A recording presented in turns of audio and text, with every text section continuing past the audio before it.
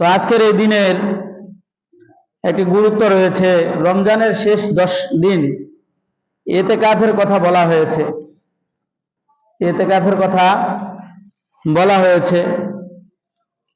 আমাদের মধ্যে থেকে যাদের আগ্রহ হবে, তো আমরা ইচ্ছা করলে এই শেষের এই 10টা দিন আমরা মসজিদে ইতিকাফ করতে পারি।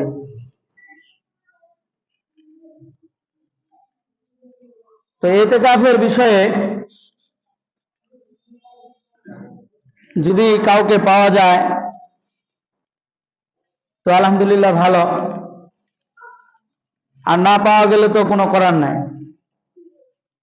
কয়েকদিন থেকে আমরা বলে আসতেছি, আসলে আমাদের অবস্থাটা হয়েছে এমন, আমরা শুধু অন্যকে যে কোনো কিছু একটা করার জন্য বলি,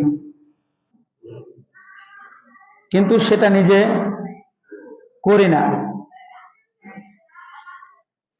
এই ভাইকে বলতেছি, ওই ভাইকে বলতেছি, ওই ভাইকে বলতেছি ইতিকাফ থাকার জন্য, ফজিলতের কথা তাকে আমরা বুঝাচ্ছি, কিন্তু নিজে সেটা বুঝতেছি না।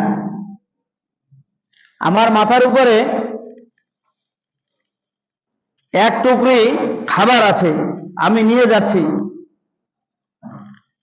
কিন্তু আমাকে কেউ জিজ্ঞাসা করতেছে যে কি অবস্থা। আমি লোকটাকে বলতেছি যে আমি খুব ক্ষুধার্ত, আমি কি খুবই ক্ষুধার্ত। তো ওই লোক জিজ্ঞাসা করতেছে যে আপনার মাথায় কি? তো আমি বলতেছি যে এগুলো হলো খাবার। আমার মাথার উপরে অনেকগুলো খাবার আছে, কিন্তু আমি কি ক্ষুধার্ত। সেই জন্য যদি আমরা এই মহল্লাবাসী, এই মসজিদের আওতাভুক্ত যারা আছি,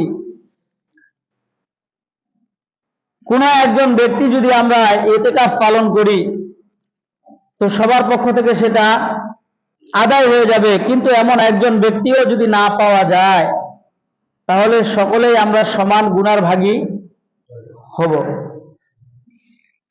তো যে ব্যক্তি থাকতে চায়, কারো যদি আগ্রহ হয়, তো আমরা আজকে ইফতারের পূর্ব মুহূর্তে আসরের পরে আমরা মসজিদে ঢুকে যাইতে হবে আমাদেরকে।